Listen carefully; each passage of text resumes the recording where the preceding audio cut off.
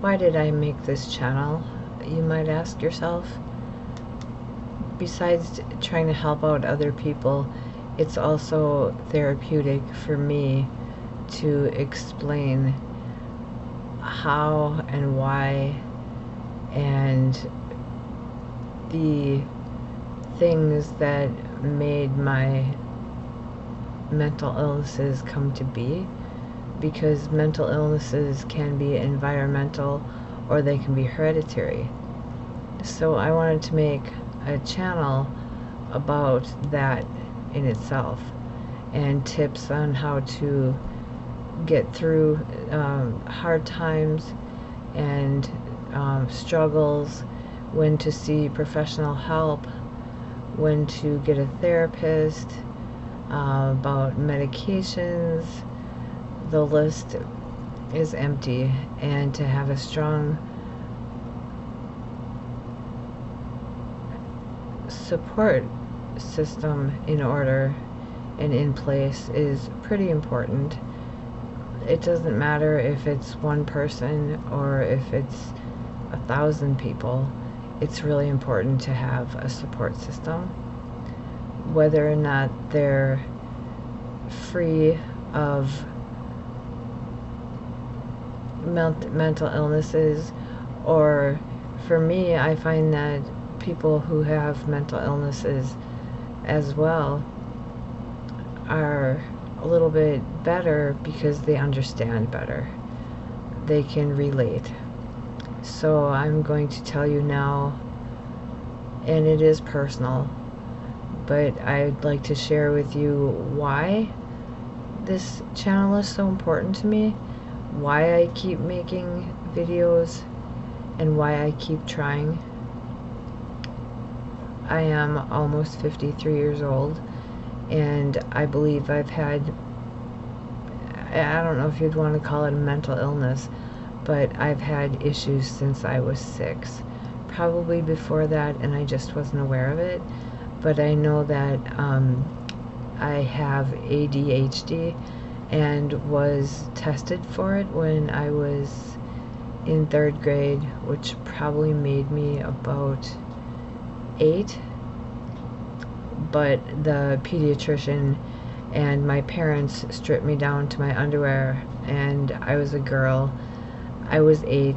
I was self-conscious, so I just sat there silent. And they said, oh no, she doesn't have ADHD.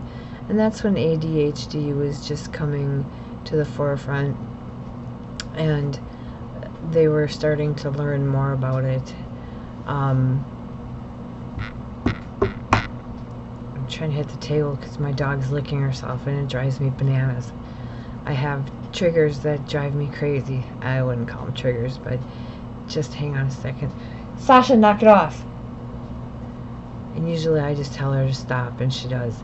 I can't focus with outside distractions. It just doesn't work. I am too easily distracted. So I have a list of my diagnosis. I had a psychiatrist for 11 or 12 years until we moved, and she was able to test me with different medications, and medications that worked for me. And so luckily I take very little medications. She wanted to put me on ADHD medications, and I said, you know, I'm 50 years old. I feel like this is who I am. This is who I want to be. Want to be is a stretch because it's difficult, but I felt like I could cope. So with that, I will go ahead and tell you what my diagnoses are, and there are ones that don't seem like mental illnesses, but I don't have schizophrenia. I thought I had multiple personality disorder, And she's such a good psychiatrist that she ruled that out, thank God. But there are still days I feel like I have multiple personalities, because it's part of other illnesses that make you swing from mood to mood. So with that, I have bipolar 1, and I have PTSD, I have borderline personality disorder, I have panic disorder, I have IBS with anxiety causing diarrhea. I know that doesn't sound like a mental illness, but the part that makes it a mental illness is the anxiety. The anxiety kicks in, your body reacts to it, and then you have physical repercussions.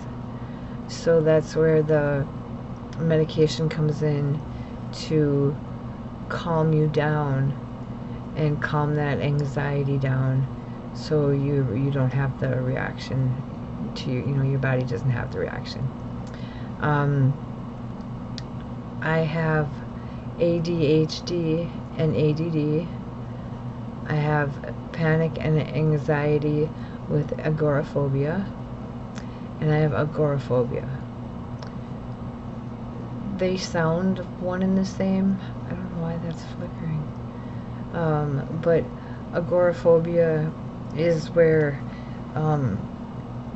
yeah, I got a pillow, but I've been sitting here all night. Agoraphobia is where you don't want to leave the house. You're afraid to leave the house. I've never really looked up the exact technical term or exactly word for word what it is. I just know what it is because I have it. It's you're afraid to leave the house. When I was single during my separation, I would have no choice. But it was before the Walmart pickup.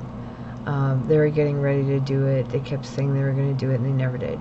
So I had no choice but to go shopping, and I'd go by myself, and I would have pseudo seizures, which are seizures caused by anxiety, and you shake and you have a seizure, but it's not like epileptic seizures. You can remain, well, this is just me and what I experienced. You remain, say if you're standing, you remain upright. If you have a screwdriver or a knife, or these are just things that I had. If you are holding on to something, you can't let it go. You can't drop it.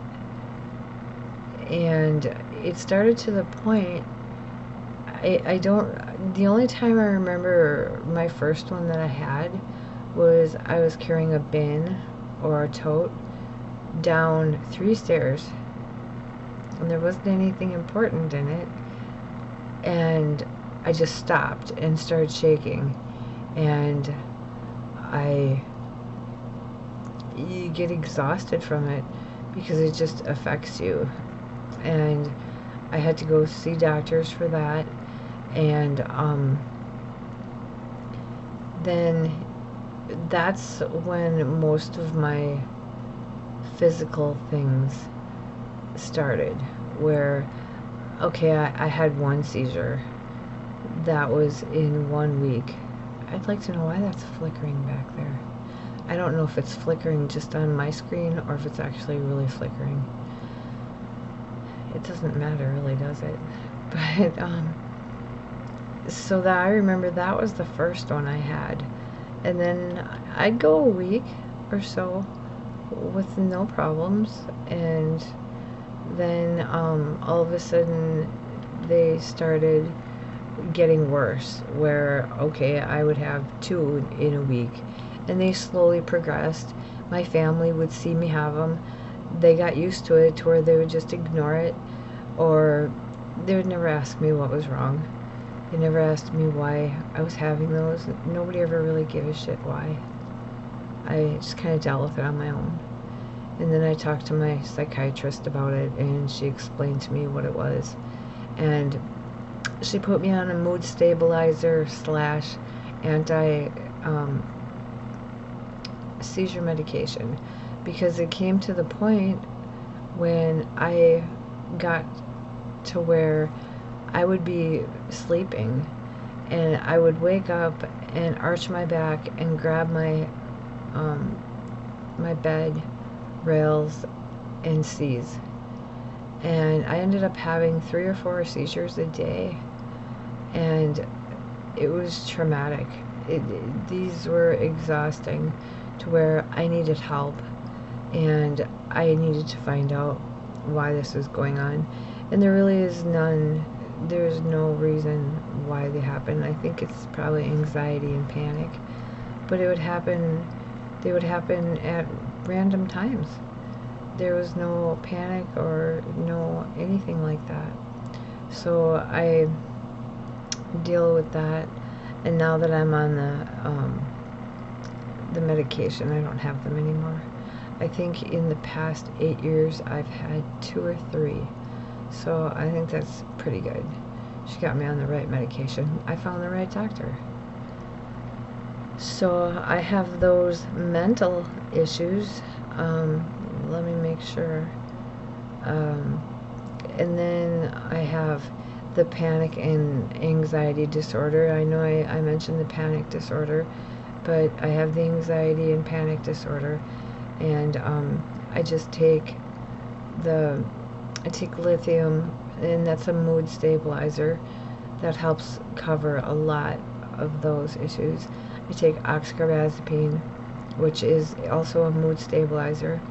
I was on Xanax, and I got to a really high dose, and then I moved down here, and they're anti-benzos. Benzos are your lorazepam, your Xanax, your and I can't think, but those are the ones that are super addicting. I was on Xanax for, I think, 13 or 14 at least years, and you're only supposed to be on them for a couple weeks. They're supposed to be very short term, and I was on them for that long. So when I got down here, their goal is to take me off of it. And you can't just go off of Xanax because you can die from the withdrawals. I'm not even being sarcastic like usual. You can die. And I was up to 8 milligrams a day, which is pretty high. So their goal now is to transfer me, and I'm on diazepam right now and Xanax, but I'm only taking 1 Xanax a day, and it's a lot less than 8. And I think they're really shocked when they found out that I was on 8. And then to try to take me off of it is like really hard, because you depend on it, and to be on it that long wasn't right. But she had no choice, because we've tried all the medications that we thought was possible to try. And when you have bipolar, you can't be on antidepressants. You just can't. It doesn't work. They don't work. And so those were out of the question. And any other medications she put me on, I'd have side effects that were undesirable. So we would try something else. And finally, lithium is like the oldest medication in the book, and we finally decided to try it. There's downsides to lithium. You have to have a blood test every 6 to 12 months to make sure your levels are within range. Or you could have kidney problems, and also you can't take Aleve or ibuprofen or any NSAIDs because that could affect your kidneys as well. So I'm sorry, I have to cough. So besides the mental conditions, David is also bipolar and has rage issues, and somehow or another we make our relationship work. And it's not even blowouts, it's not even arguing. Since we moved, there's some arguing, because moving from one state to another, losing friends, losing family, losing your old house, things like that. Even though this house has more to offer, it's older. Living down here is expensive, but then again, everything's expensive everywhere you go. So anyway, those are the mental issues that I have. And then I have medical issues that the mental issues and the physical things don't, how can I put it? One feeds the other. You have pain, you have problems with physical. I have, which is weird, and it's hard to explain, medullary, can't even say it because it's so new. You turn 50 and all of a sudden they bombard you with all these medical issues that you've had from birth. So it's a sponge kidney. It has something to do with my kidneys, which is worrisome because of the lithium. I worry about that, but I guess it's something that's just minor, that's I was born with and nothing to worry about. I have spine issues, osteoarthritis in my spine, scoliosis, and I found out when I was 50 how this stuff ever passes by and gets by.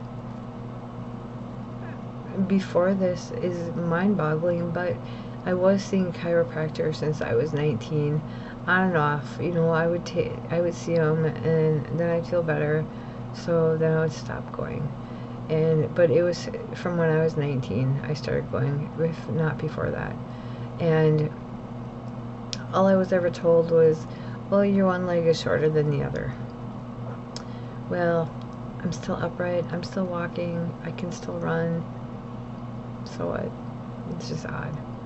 So then when I was 50, I learned that my L3, 4, and 5 are fused, and I never knew about that before, and it probably explains a lot of the pain that I have. And then 5 years ago, I had a total knee replacement that wasn't successful. October 8th, and for those 5 years I would go back to the doctor and I would say, there's something wrong, it still hurts so bad. They would stick me back into PT, or they would try this, or they would try that. I thought my knee pain was contributing to my back pain, and I thought my back pain may have been contributing to my knee pain. So between my surgeon, my chiropractor, spine surgeons, between all that, I go into pain management for a while, and they gave me fentanyl once, and I refused to take it again because it was just out of this world. But I've had it since, but didn't know it. That's a long story. And so they've been trying to fix me because I'm broken. That's why I really do. I feel like I'm broken. And that makes your depression worse. Every time you go see your psychiatrist, and always have, they ask you, do you have trouble sleeping? Do you have eating problems? Do you feel suicidal? And of course, I'm a smart ass, and I always tell them I feel homicidal. And they got used to that answer, so it didn't even faze them anymore. I've been in therapy since I was 14, and I'm 53, so I've been in therapy for almost 40 years, to where I could tell the therapists their job, and I would. Through COVID, I had seen my therapist this way.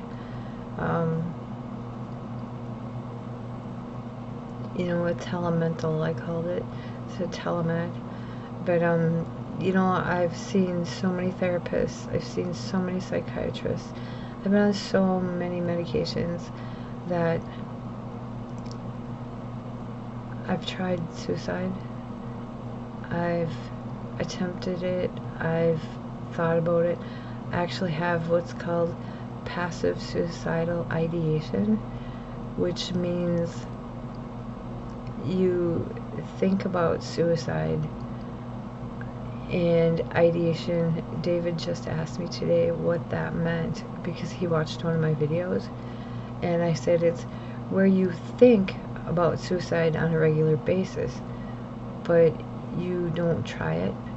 But yes, there was a time that I tried it because I was so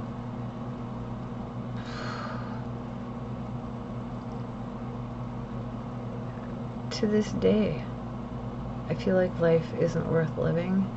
And I know that doesn't help you to hear that, but maybe you feel the same way. Maybe you don't understand why. I'm in a lot of pain. I refuse to take pain medications because I'm stubborn, because I probably would have to see a pain doctor and go through pain management, which I've already gone through. I went through physical therapy for my back, where they were cupping my back. Oh, that felt so good. And I ended up getting a shot in my spine, my SI, which is my lower right. It happened to be my lower right, that I got a pain shot. They tried my S1 first, and that didn't work. So they tried my SI, and that worked. And that was only supposed to work for a couple months, maybe up to 9 months.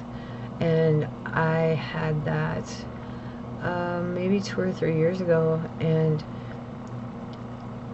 I could use another one, but I moved, and then I would have to go see a specialist, and I would have to go through some more bullshit just to get this shot, and it's just not worth it. I can't lay on my back. I can lay on my back. It's a matter of moving after that. I recently had where I had edema. It was strange. I had edema in my right leg, and it was bad, super bad. And all of a sudden it moved over to the left leg, and both of them were bad, to where I couldn't wear shoes. I could barely wear socks. I could, I wear loose pants. And I went to my doctor, and she checked it out. Well, first I went to the emergency room because I could hardly walk. My toes and my ankles, my feet were so swollen that I could hardly walk. So I ended up going to the emergency room, and the doctor there says, I don't feel comfortable giving you any water pills from the emergency room. Go see your regular doctor. And I'm fucking talking about waiting in the waiting room for 4 hours, and then being in the back for 4 fucking hours for them to tell me, go see your doctor. We can't do anything, because the first time I went, they said compression socks. Well, I'd wear the compression socks, and that would push the fluid up to my knee. And then that made my knee really bad. So I ended up going back to the emergency room again, because I just was in so much pain from my knees, both my knees actually, down, and I couldn't walk because my toes and everything, I was so swollen. And so I ended up going to see my family doctor, and she put me on, and because I'm on lithium, she had concerns about that, so she put me on a water pill, and don't take them at night, don't take them before bed, or you'll be up all night peeing. They make you, if you've never been on water pills, they make you have to pee like it's the biggest pee you've ever taken in your life. And when you go, you go.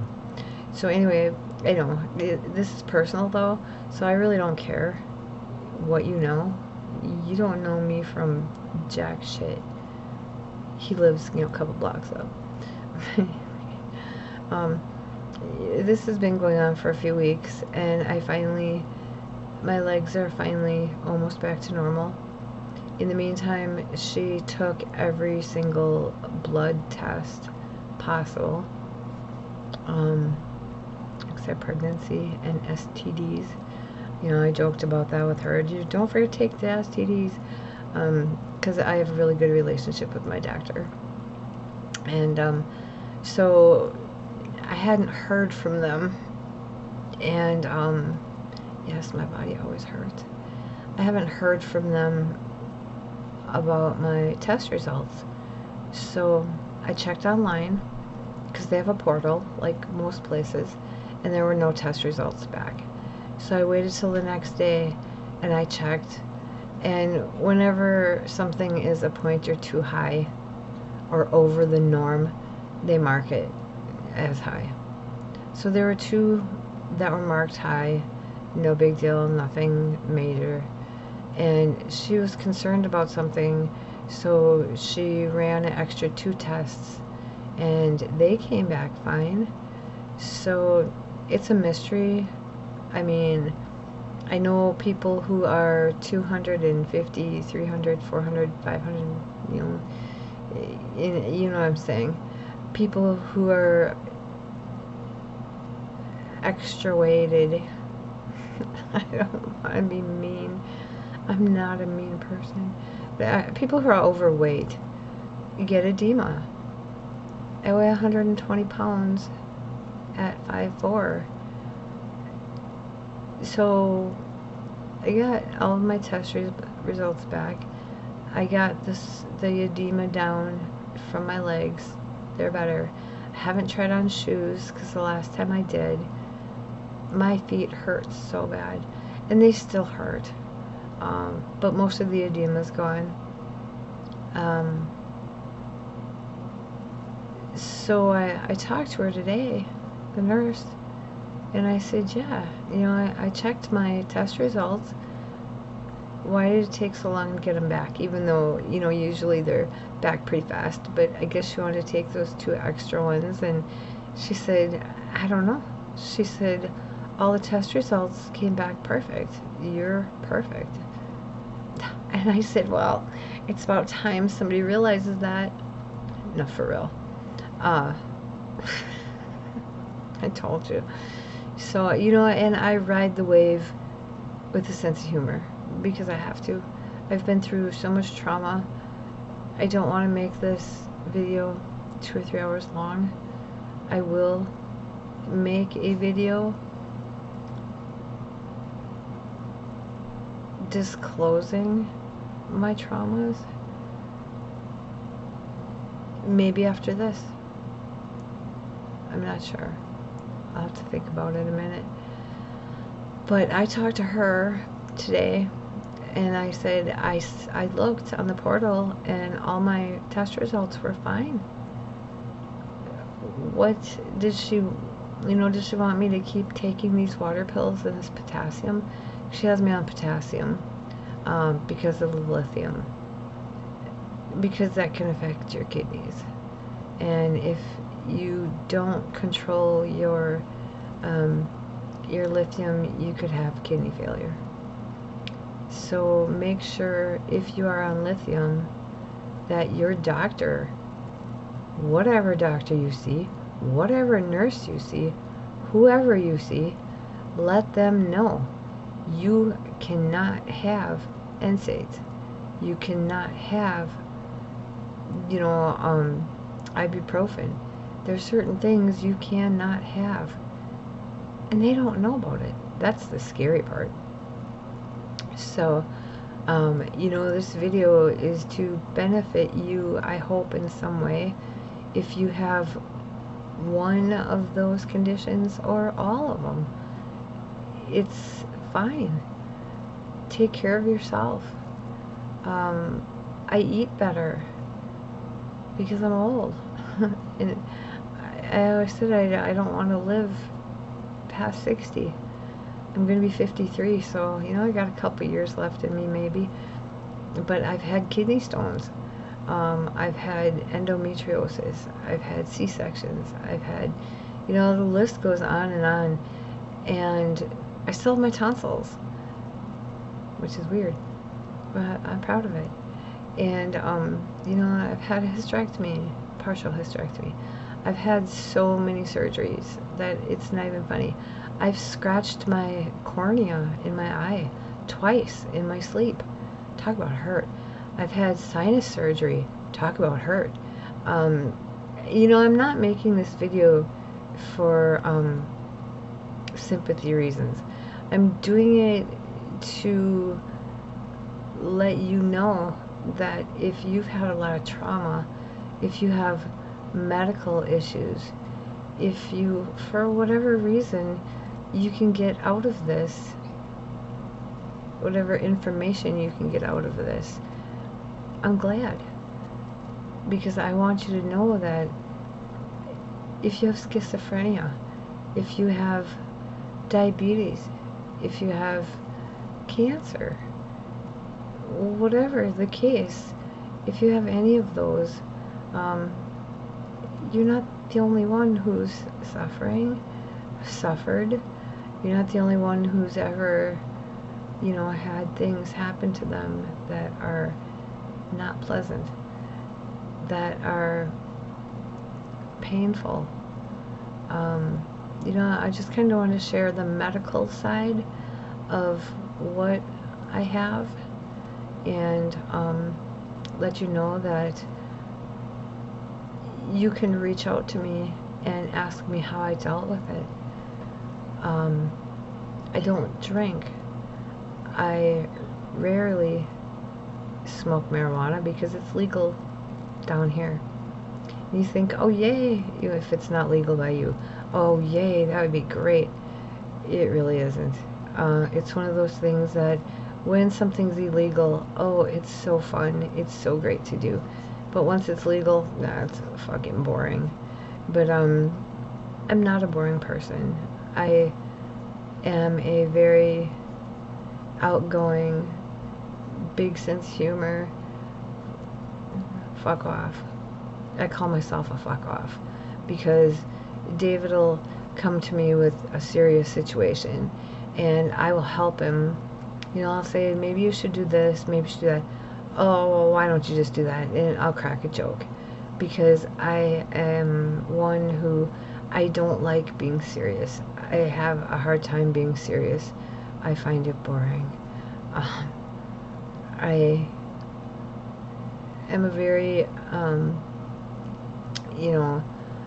type of person that I don't go out, so I have to find humor, I guess, within this house. I say I'm multifaceted because there are so many different sides to me. It's called mental illness. It makes me who I am. It makes me be goofy. It makes me be fun. It makes me cry. It makes me angry. I wear a lot of hats, is the saying that they say. But I like masks instead. It's more creepy. No.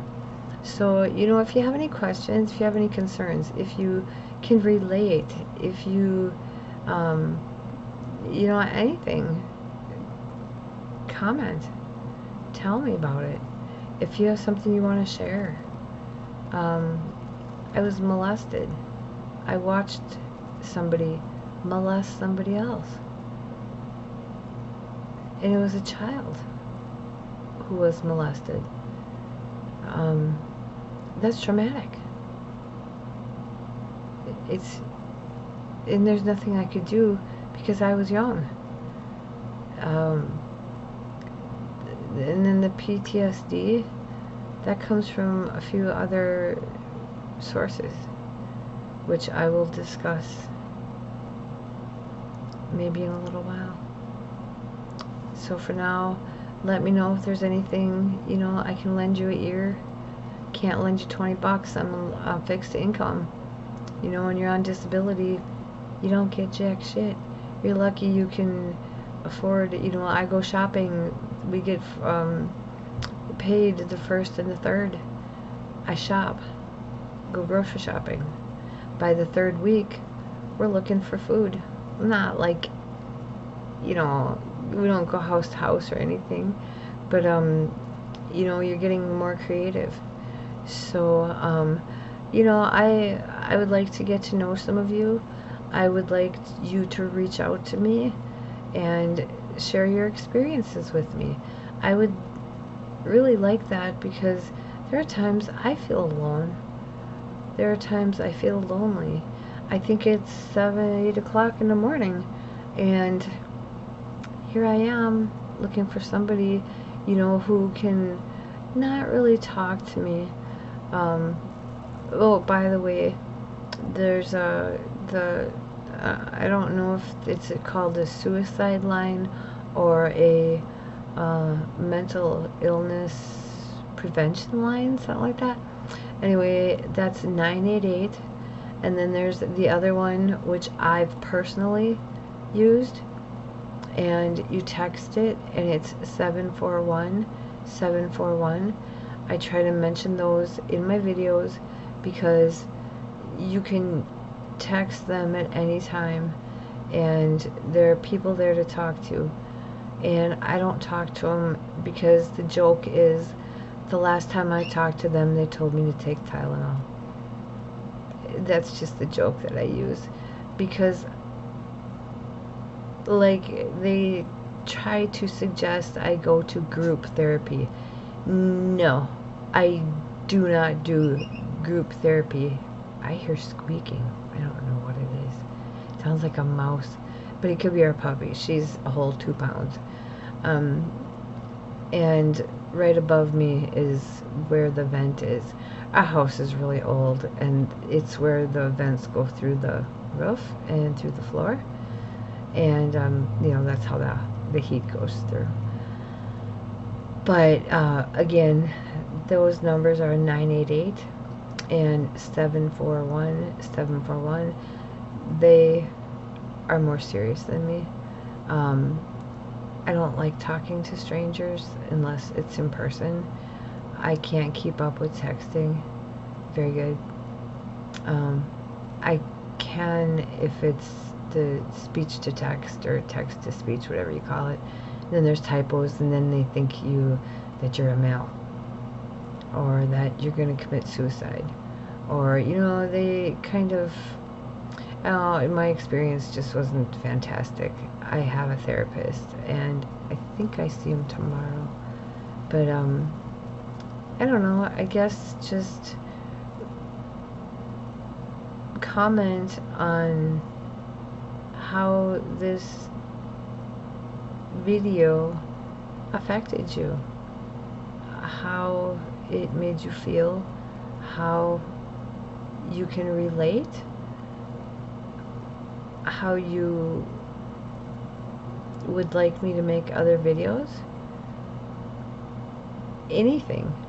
I'm curious to know. I'd like to know. I care. I make this video for you as support for you. I use it as an outlet for me, so I maybe can find some people who have issues like I do, because I can't make friends in person because I have trust issues, but I can make friends online because I don't have to face them. And that's the thing I know is why, part of why I don't make friends out in the big world, is because I have to face them, and I don't do confrontation. That's just, no. So I know that squeaking's not my bearded dragons, because bearded dragons are quiet. So I don't know what the fuck she's whining about. She'll quiet down. So you have yourself a good Sunday. I have to find something to eat because I've been up. I slept yesterday from like 10 in the morning until 10 at night, and then David finally woke me up, and I've been up ever since. My sleep schedule is really screwed up, and so I decided I'd like to make some videos. I would like to try to come up with something more than the typical. I want to have a channel that's very personal, one that's sometimes I have trouble with words, but a personal channel that can help other people. So you have a good day.